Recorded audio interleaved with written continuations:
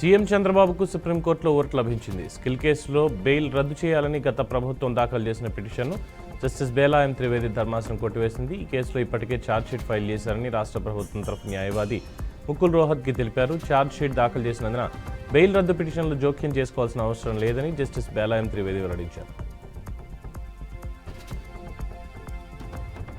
CPI MLA Kunamneni సాంబశివరావుకు సుప్రీంకోర్టులో చుక్కెదురైంది. 2023 assembly ఎన్నికల్లో పోటీ చేసి ఎమ్మెల్యేగా గెలిచారు ఆయన. అయితే అతని ఎన్నికల అఫిడవిట్ను సరిగ్గా దాఖలు చేయలేదంటూ తెలంగాణ హైకోర్టులో నందులాల్ అనే వ్యక్తి పిటిషన్ వేశారు. నందులాల్ పెట్టిన పిటిషన్ను క్వాష్ చేయాలి అంటూ ఎమ్మెల్యే కూనంనేని హైకోర్టును ఆశ్రయించారు. అయితే తెలంగాణ హైకోర్టు నందులాల్ పిటిషన్ను క్వాష్ చేయడానికి నిరాకరించింది. దీంతో ఆయన సుప్రీంకోర్టును ఆశ్రయించగా సాంబశివరావు పిటిషన్ ధర్మాసనం కొట్టివేసింది.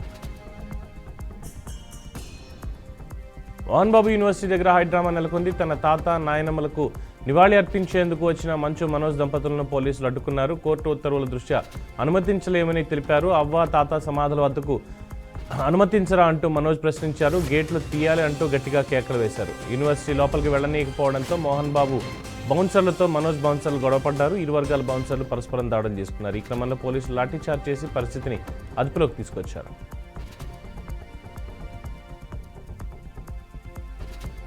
ఢిల్లీలో ఆమ్ ఆద్మీ పార్టీకి బలం ఉంది కాబట్టి ఆ పార్టీకి మద్దతు ఇస్తే బాగుంటుందని సమాజ్వాదీ పార్టీ అధినేత అఖిలేష్ యాదవ్ అన్నారు. ఇండియా కూటమిని ఏర్పాటు చేసే సమయంలో కూటమిలోని అన్ని పార్టీలు కలిసి ఈ నిర్ణయం తీసుకున్నాయన్నారు. ఢిల్లీ ఎన్నికల విషయంలో కాంగ్రెస్ పార్టీ ఓసారి అంశంపై మరోసారి ఆలోచించాలని కోరారు. ప్రత్యర్థి బీజేపీని ఓడించేందుకు అవకాశం ఉన్న ప్రతి చోట ప్రాంతీయ పార్టీలకు మద్దతు ఇవ్వాలని కూటమి చేసిన ఒప్పందం ఏమైందని ఆయన ప్రశ్నించారు. ఢిల్లీలో ఆమ్ ఆద్మీ పార్టీ బలంగా ఉంది కాబట్టి ఇండియా కూటమి నేతలు ఆ పార్టీకి మద్దతు ఇస్తేనే బాగుంటుందని తెలిపారు. దేశ రాజధానిలో కాంగ్రెస్ కంటే కేజ్రీవాల్ పార్టీకి అధిక బలం ఉందన్నారు. బీజేపీని ఓడించడమే కూటమి లక్ష్యమని అఖిలేష్ యాదవ్ గుర్తు చేశారు. ఢిల్లీ లిక్కర్ స్కామ్లో కీలక పరిణామం చోటు చేసుకుంది. ఢిల్లీ మాజీ సీఎం కేజ్రీవాల్ను ఈడీ అధికారులు విచారించేందుకు హోంశాఖ అనుమతి మంజూరు చేసింది. ఈ కేసులో కేజ్రీవాల్పై విచారణకు ఢిల్లీ లెఫ్టినెంట్ గవర్నర్ వికే సక్సేనా ఈ మేరకు ఆదేశాలు జారీ చేశారు. ప్రజాప్రతినిధులను విచారించే ముందు ఈడీ అనుమతి తీసుకోవాలని సుప్రీంకోర్టు గతేడాది నవంబర్లో సూచించింది. అయితే తనపై తప్పుడు ఛార్జ్షీట్ దాఖలు చేశారని కేజ్రీవాల్ ఆరోపిస్తున్నారు. ఢిల్లీ అసెంబ్లీ ఎన్నికలకు ముందు ఈ పరిణామం చోటు చేసుకోవడం రాజకీయాల్లో హాట్ టాపిక్గా మారింది. ప్రస్తుతం ఢిల్లీ ఎక్స్ సీఎం కేజ్రీవాల్ ఈ కేసులో బెయిల్పై ఉన్నారు. దేశ రాజధానిలో అసెంబ్లీ ఎన్నికల వేళ రాజకీయ వాతావరణం మరింత వేడెక్కింది. అధికార విపక్ష పార్టీల మధ్య మాటల యుద్ధం నడుస్తోంది. ఢిల్లీ సీఎం అతిషీపై బీజేపీ సీనియర్ నేత మాజీ ఎంపీ రమేష్ బిధూరి తాజాగా చేసిన వ్యాఖ్యలు చర్చనీయాంశమయ్యాయి. ఢిల్లీ ప్రజలు ఎన్నో సమస్యలు ఎదుర్కొంటున్నారు. నగర వీధుల పరిస్థితి చూడండి. గడిచిన 4 ఏళ్లలో అతిషి ఎప్పుడూ ఈ సమస్యలను పట్టించుకోలేదు. ఇప్పుడు ఎన్నికలు సమీపిస్తున్న వేళ అడవిలో జింకల ఢిల్లీ వీధుల్లో ఆమె తిరుగుతున్నారు అని రమేష్ బిధూరి వ్యాఖ్యానించారు. రాజకీయ ప్రత్యర్థులపై వివాదాస్పద ప్రకటన చేయడం బిధూరికి ఇదేం కొత్త కాదు. బీఎస్పీ నేత డానిష్ అలీని దూషించడం మొదలు ప్రియాంక గాంధీ వంటి నేతలపై వివాదాస్పద వ్యాఖ్యలు చేశారు. దీనిపై పార్టీ అధిష్టానం ఇటీవల ఆగ్రహం వ్యక్తం చేసినట్టు కూడా వార్తలు వచ్చాయి. విద్యార్థులకు తెలంగాణ ప్రభుత్వం బిగ్ అలర్ట్ ప్రకటించింది. వివిధ ప్రవేశ పరీక్షలకు ఉన్నత విద్యామండలి తేదీలు ప్రకటించింది. ఏప్రిల్ నుంచి జూన్ వరకు జరగనున్న వివిధ రకాల ప్రవేశ పరీక్షల షెడ్యూల్ను ఉన్నత విద్యామండలి తమ అధికారిక వెబ్సైట్లో ఉంచింది. కాగా ఆయా పరీక్షల ముందు అడ్మిట్ కార్డ్స్ విడుదల చేస్తామని తెలియజేసింది. ఇందిరమ్మ ఆత్మీయ భరోసా కార్యక్రమాన్ని కోతలు విధించకుండా అమలు చేయాలని మాజీ మంత్రి హరీష్ రావు డిమాండ్ చేశారు. రాష్ట్రంలో 50 లక్షల ఈజీఎస్ కార్డులు ఉంటే 1,02 లక్షల మంది ఉపాధి హామీ కూలీలుగా పనిచేస్తున్నారని తెలిపారు. మెదక్ జిల్లాలో వర్చువల్గా నిర్వహించిన సమావేశంలో హరీష్ రావు పాల్గొన్నారు. గుంట భూమి ఉన్న రైతులను ఉపాధి హామీ కూలీలుగా గుర్తించినట్లు ప్రభుత్వం చెప్పడం అన్యాయమన్నారు. 5 గుంటలు ఉన్న రైతుకు సంవత్సరానికి రైతు భరోసా కింద 1,500 మాత్రమే వస్తాయన్నారు. వ్యవసాయ కూలీ ఇందిరమ్మ ఆత్మీయ భరోసా పథకం కింద 12,000 నష్టపోతున్నారని హరీష్ రావు అసహనం వ్యక్తం చేశారు. నారాయణపేట జిల్లా కృష్ణా మండలం కేంద్రంలోని శ్రీ సద్గురు క్షీరలింగేశ్వర స్వామి రథోత్సవ వేడుకలు ఘనంగా నిర్వహించారు. ఉత్సవాలకు ముఖ్య అతిథులుగా ఎమ్మెల్యే వాకిటి శ్రీహరి, మాజీ ఎమ్మెల్యే చిట్టెం రామ్మోహన్ రెడ్డి హాజరై స్వామివారి దర్శనం చేసుకున్నారు. ఈ నేపథ్యంలో తెల్లవారుజామున కృష్ణా జలాలు తీసుకొచ్చి స్వామివారికి అభిషేకాలు నిర్వహించారు. ఈ ఉత్సవాలకు ఆంధ్ర, తెలంగాణ రాష్ట్రాలతో పాటు కర్ణాటక, మహారాష్ట్ర నుండి వేలాది మంది భక్తులు వచ్చినట్టు ఆలయ సిబ్బంది తెలిపారు. మహబూబాబాద్ జిల్లా కేంద్రంలో బీఆర్కే న్యూస్ ఛానల్ క్యాలెండర్ ఆవిష్కరణ కార్యక్రమాన్ని నిర్వహించారు.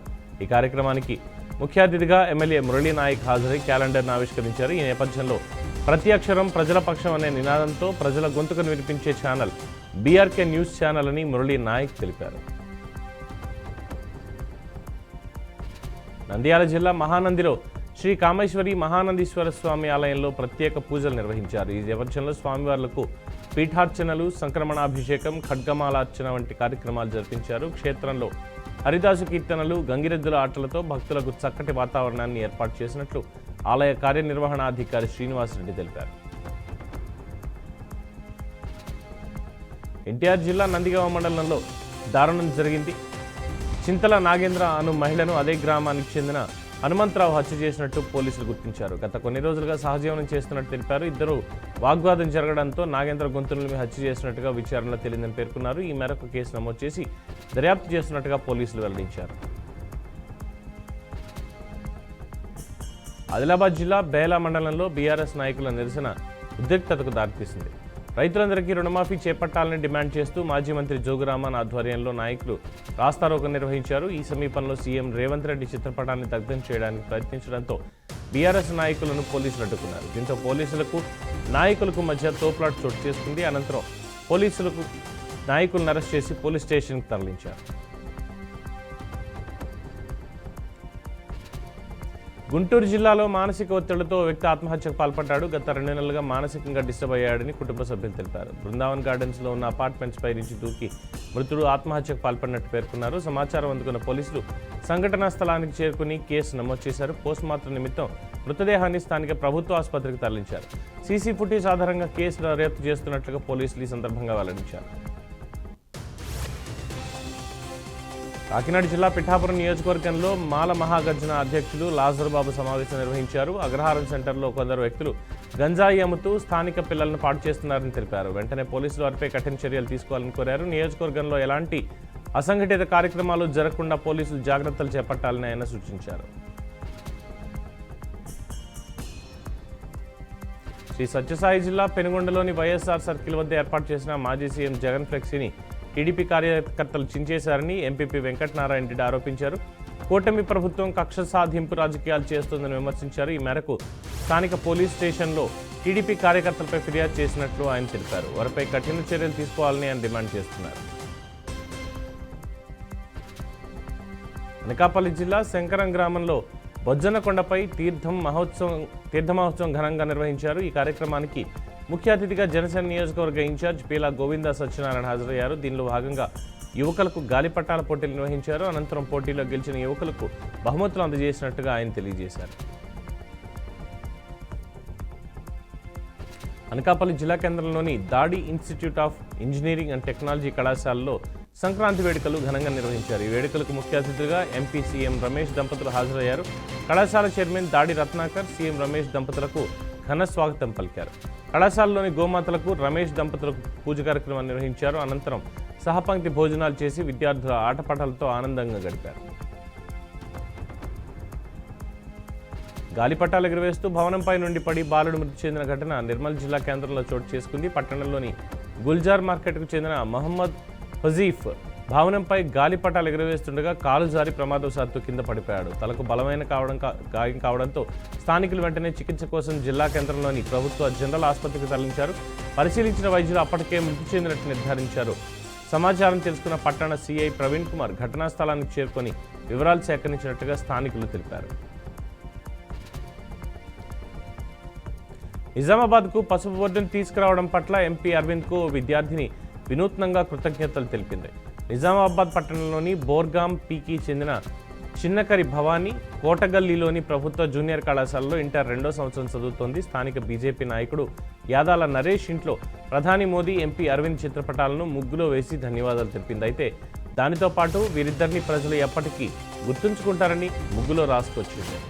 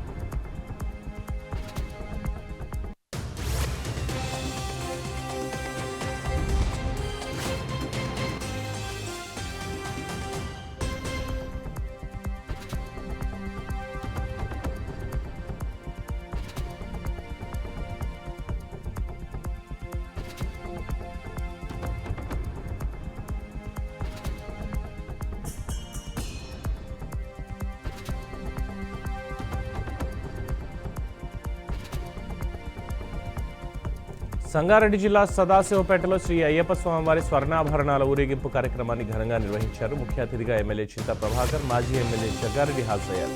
డప్పు వాయిద్యాల మధ్య అయ్యప్ప స్వాముల నృత్యాలు అలరించాయి. ఊరేగింపులో ఎలాంటి అవాంఛనీయ సంఘటనలు జరగకుండా భారీ బందోబస్తును ఏర్పాటు చేసినట్లు పట్టణ సీఐ మహేష్ గౌడ్ తెలిపారు. గుండెపోటుతో గంట వ్యవధిలోనే అన్నదమ్ములు మృతి చెందిన సంఘటన బాపట్ల జిల్లా చీరాలలో చోటు చేసుకుంది. చీరాల పట్టణంలోని గొల్లపాలెంకు చెందిన అన్నదమ్ములు గంగాధర్, గోపీలు వడ్రంగి పని చేసుకుంటూ జీవనం సాగిస్తున్నారు. ఇద్దరు వడ్రంగి పని చేస్తుండగా అన్న గంగాధర్కు ఛాతీలో నిప్పి రావడంతో ఒక్కసారిగా కుప్పకూలాడు. దీంతో పుటావుటిన తమ్ముడు గంగాధర్ చీరాల ప్రభుత్వ ఆసుపత్రికి తరలించారు. వైద్యులు గంగాధర్ అప్పటికే మృతి చెందాడని తెలపడంతో ఒక్కసారిగా కుప్పకూలిపోయి తమ్ముడు గోపి కూడా అక్కడే మృతి చెందాడు. కుటుంబ సభ్యులు కన్నీరు మున్నీరుగా విలపిస్తున్నారు. ఉత్తరప్రదేశ్లోని ప్రయాగ్రాజ్ వేదికగా ప్రారంభమైన మహాకుంభమేళాలకు భక్తులు పోటెత్తుతున్నారు. మకర సంక్రాంతిని పురస్కరించుకొని వివిధ అఖాడాల నుంచి వేలాదిగా వచ్చిన సాధువులు తొలి పుణ్యస్నానాలు ఆచరించారు. తెల్లవారుజామునే 3 గంటల సమయంలో బ్రహ్మముహూర్తంలో పుణ్యస్నానాలు ప్రారంభమయ్యాయి. ఒక్కరోజే దాదాపు 3.5 కోట్ల మంది భక్తులు త్రివేణి సంగమానికి తరలివచ్చినట్టు యూపీ ప్రభుత్వం వెల్లడించింది. హైదరాబాద్లో ఫిబ్రవరి 7న జరగనున్న ఎస్సీ వర్గీకరణకు 1,00,000 గొంతుల 1000 డప్పులతో మాదిగల ప్రదర్శన నిర్వహించనున్నారు. ఈ మేరకు ఖమ్మం జిల్లా మధిర నియోజకవర్గం బీఆర్ఎస్ మాజీ ఇన్ఛార్జ్ బొమ్మెర రామ్మూర్తి డప్పు వాయిస్తూ తన మద్దతును ప్రకటించారు. రాష్ట్రంలోని మాదిగలందరూ ఏకం కావాల్సిన సమయం వచ్చిందన్నారు. సభకు భారీ ఎత్తున మాదిగలు హాజరు కావాలని ఆయన పిలుపునిచ్చారు. కర్నూలు జిల్లా గార్గేయపురం గ్రామంలోని పురాణ స్థలం బావినందు పార్వతీదేవి అమ్మవారు కళ్ళు తెరిచారన్న వార్తలు చక్కర్లు కొడుతున్నాయి. ఈ మేరకు అమ్మవారిని చూడడానికి చుట్టుపక్కల గ్రామ ప్రజలు తండోపతండాలుగా తరలివచ్చారు. భక్తుల భద్రత దృష్ట్యా బందోబస్తు ఏర్పాటు చేసినట్టు ఎస్ఐ వీరయ్య తెలిపారు. జనం భక్తి శ్రద్ధలతో తిలకిస్తూ తన్మయత్వం పొందుతున్నారని అక్కడ ఆలయ నిర్వాహకులు తెలుపుతున్నారు.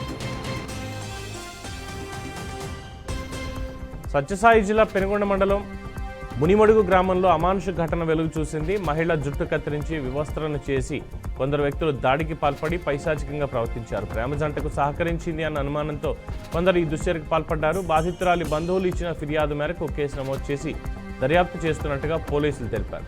ఘటనా స్థలికి చేరుకున్న పోలీసులు బాధితురాలిని చికిత్స నిమిత్తం ఆసుపత్రికి తరలించారు. తమకు న్యాయం చేయాలి అని బాధితురాలి కుటుంబ సభ్యులు కోరుతున్నారు.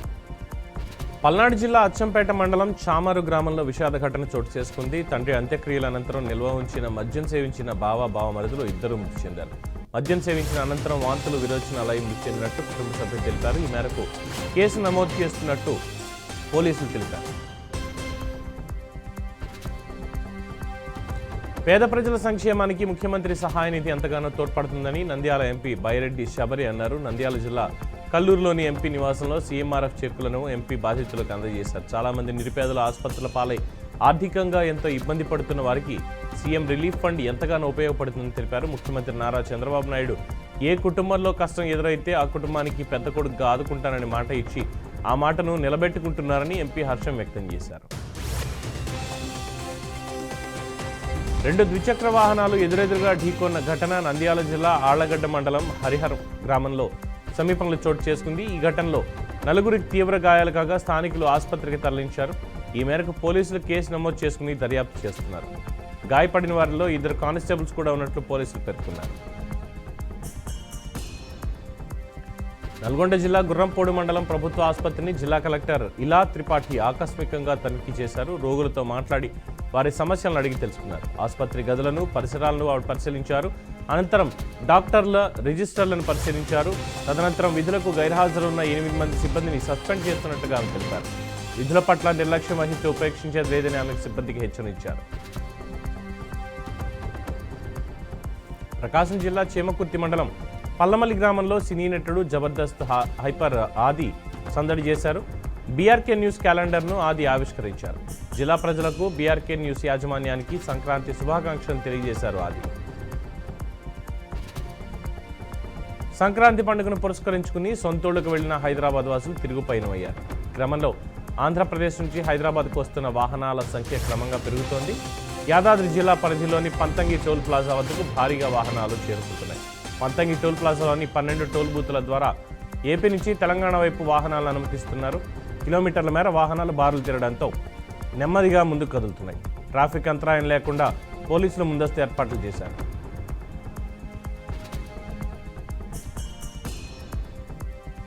నకిలీ ప్రత్యేక ప్రవేశ దర్శనం టికెట్లతో భక్తులకు తిరుమల శ్రీవారి దర్శనం కల్పిస్తున్న వ్యవహారం వెలుగులోకి వచ్చింది. కొందరు దళారులు 300 రూపాయల ప్రత్యేక ప్రవేశ దర్శనం నకిలీ టికెట్లతో భక్తులకు శ్రీవారి దర్శనం చేయిస్తున్నారు. అనుమానం వచ్చిన తిరుమల తిరుపతి దేవస్థానం విజిలెన్స్ అధికారులు వైకుంఠం క్యూ కాంప్లెక్స్ వద్ద కొందరు భక్తులను నిలిపివేశారు. పూర్తి స్థాయిలో విచారణ చేపట్టిన విజిలెన్స్ అధికారులు టాక్సీ డ్రైవర్ల ద్వారా నకిలీ టికెట్లు విక్రయిస్తున్నట్లుగా గుర్తించారు. విచారణలో మరో 5 నిందితుల్ని అధికారులు గుర్తించినట్టుగా తెలిపారు. వారిని అదుపులోకి తీసుకుని విచారిస్తున్నట్టు అధికారులు వెల్లడించారు.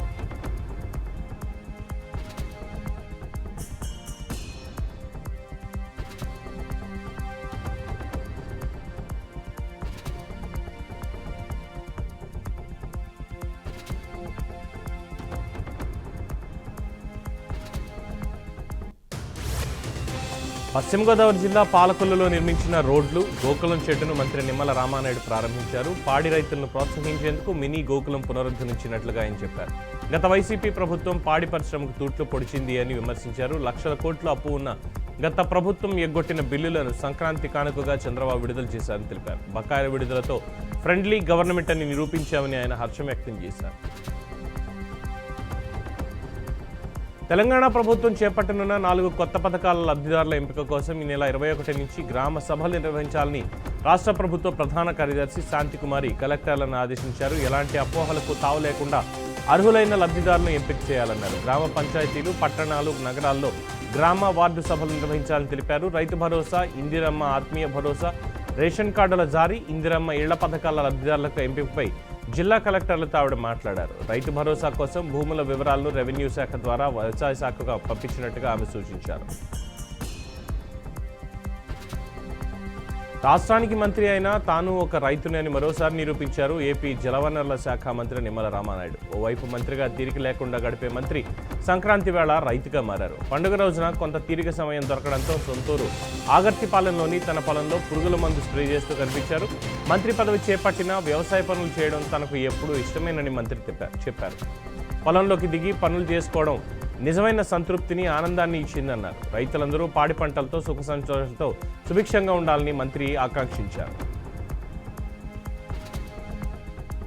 తిరుపతి జిల్లా చంద్రగిరి మండలం రంగంపేటలో పశువుల పండుగ నిర్వహించారు. వివిధ ప్రాంతాలకు చెందిన పశువులను ఇక్కడికి తీసుకొచ్చి సుందరంగా తయారు చేసి ప్రదర్శనలో పాల్గొంటారు. పశువుల పండుగలో సినీ నటుడు మంచు మనోజ్ దంపతులు హాజరై సందడి చేశారు. ప్రజలు భారీగా తరలివచ్చి పశువుల పండుగ తిలగించారు. ఢిల్లీ అసెంబ్లీ ఎన్నికల నేపథ్యంలో నామినేషన్ వేసిన కేజ్రీవాల్ తనకు 1.73 కోట్ల రూపాయల ఆస్తులున్నట్టు అఫిడవిట్లో పేర్కొన్నారు. ఇందులో 2.96 లక్షల సేవింగ్స్, 50,000 నగదు ఉన్నట్టు ప్రకటించారు. స్థిరాస్తుల విలువ 1.7 కోట్లు అని తెలిపారు. తనకు సొంత ఇల్లు, కారు లేవని అందులో పేర్కొన్నారు. న్యూఢిల్లీ నుంచి బరిలో దిగిన కేజ్రీవాల్ 2020 ఎన్నికల్లో తన ఆస్తుల విలువను 3.4 కోట్లుగా ప్రకటించారు. ఫిబ్రవరి 2వ వారంలోపు సూర్యాపేట లేదా ఖమ్మంలో రాహుల్ గాంధీ సభ ఉంటుందని టీపీసీసీ చీఫ్ మహేష్ కుమార్ అన్నారు. రాహుల్ తెలంగాణ టూర్, కేబినెట్ విస్తరణ, నామినేటెడ్ పోస్టుల భర్తీ ఆయన ఢిల్లీలో కేసీ వేణుగోపాల్తో చర్చించారు. అనంతరం మీడియాతో మాట్లాడారు. ఈ నెలాఖరు వరకు నామినేటెడ్ పదవులను భర్తీ చేస్తామన్నారు. కేబినెట్ విస్తరణపై పార్టీ అధిష్టానమే తుది నిర్ణయం తీసుకుంటుందని మహేష్ పేర్కొన్నారు. ప్రజల్లో ఉన్నవారికే డీసీసీ అధ్యక్ష పదవులు ఇస్తామని మహేష్ కుమార్ వెల్లడించారు. సెమీ కండక్టర్ల ఉత్పత్తిలో దేశంలోనే తెలంగాణ అగ్రస్థానంలో నిలిపేందుకు రాష్ట్ర ప్రభుత్వం చర్యలు తీసుకుంటోందని, కేంద్రం కూడా సహకరించాలి అని కేంద్ర ఐటీ శాఖ మంత్రి అశ్విని వైష్ణవ్ను రాష్ట్ర ఐటీ శాఖ మంత్రి దుద్దిళ్ల శ్రీధర్ బాబు కోరారు. ఢిల్లీ పర్యటనలో భాగంగా మంత్రి శ్రీధర్ బాబు కేంద్ర మంత్రి అశ్విని వైష్ణవ్ను ప్రత్యేకంగా కలిశారు. సీఎం రేవంత్ రెడ్డి నేతృత్వంలో తెలంగాణలో సెమీ కండక్టర్ తయారీకి ముందుకొచ్చే పరిశ్రమలకు కల్పిస్తున్న ప్రోత్సాహకాలు, ఇతర అంశాలను మంత్రి శ్రీధర్ బాబు ఆయనకి వివరించారు. రాబోయే రోజుల్లో ఈ రంగంలో తెలంగాణ అగ్రస్థానంలో నిలుస్తుందని తెలిపారు. రాష్ట్రంలో మరో 3 రోజుల పాటు చలి వణికించబోతోంది. శుక్ర, శని, ఆదివారాల్లో ఉదయం, రాత్రి వేళల్లో కనీస ఉష్ణోగ్రతలు సాధారణం కంటే ఎక్కువగా ఉండే అవకాశం ఉందని తెలంగాణ వాతావరణ శాఖ వెల్లడించింది. ముఖ్యంగా తెలంగాణ రాష్ట్రంలో కింది స్థాయి గాలులు తూర్పు ఆగ్నేయ దిశ నుండి వీస్తాయని తెలిపింది. ఈ 3 రోజులు ఉదయం వేళల్లో అక్కడక్కడ పొగమంచు కురిసే అవకాశం ఉందని, ఈ 3 రోజుల అనంతరం రాష్ట్రంలో పొడి వాతావరణం ఏర్పడే అవకాశం ఉందని వాతావరణ శాఖ వెల్లడించింది. యాదగిరిగుట్ట శ్రీ లక్ష్మీ నరసింహస్వామి దేవస్థానంలో స్వామివారి అధ్యయనోత్సవాలు ఘనంగా ముగిశాయి. ఈ ఉత్సవాలు 6 రోజుల పాటు వైభవంగా కొనసాగాయి. ఉదయం స్వామివారి ఆలయంలో నిత్యారాధనల అనంతరం అధ్యయనోత్సవాల్లో భాగంగా స్వామివారికి శ్రీ లక్ష్మీ నరసింహస్వామి అలంకార సేవ నిర్వహించారు. భక్తుల దర్శనార్థం ఆలయ తిరువీధుల్లో ఊరేగింపు చేశారు. యాద ఋషి ఘోర తపస్సు ఆచరించగా స్వామివారు ప్రసన్నుడై ఈ క్షేత్రంలో పంచనరసింహులుగా ఆవిర్భవించారని అర్చక పండితులు అవతార విశేషాలను భక్తులకు వివరించారు. అనంతరం స్వామివారి ఆలయంలో ఉన్న ఉత్సవమూర్తులకు తిరుమంజన నవకలశ స్నాపన మహోత్సవ కార్యక్రమాలు నిర్వహించడంతో ఈ అధ్యయనోత్సవాలు పరిసమాప్తమైనట్లు ఆలయ నిర్వాహకులు తెలియజేశారు.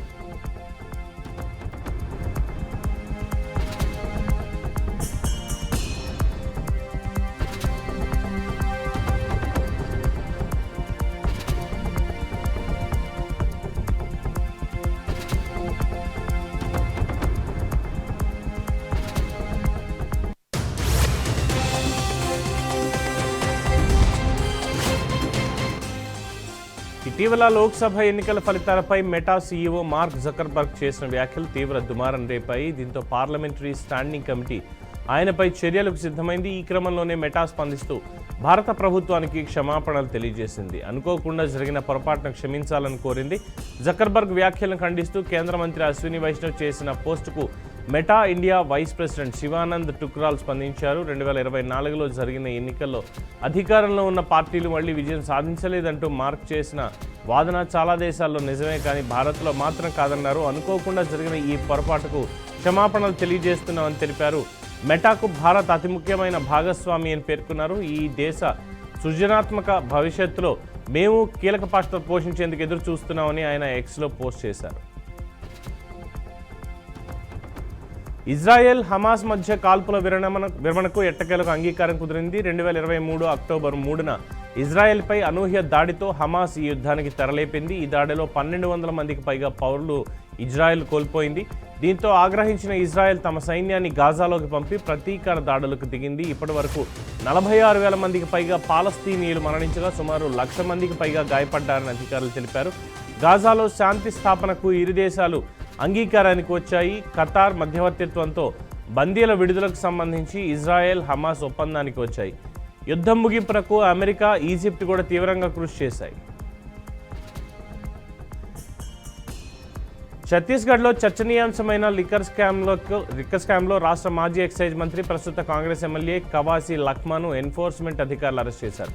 ఈ కేసులో భాగంగా ఈడీ లఖ్మాను 3వ విచారణకు పిలిచింది. ఇన్వెస్టిగేషన్ అనంతరం అదుపులోకి తీసుకున్నట్టుగా అధికారులు తెలిపారు. వైద్య పరీక్షల తర్వాత కోర్టులో హాజరుపరగా ఈ 21 వరకు న్యాయస్థానం రిమాండ్ విధించింది.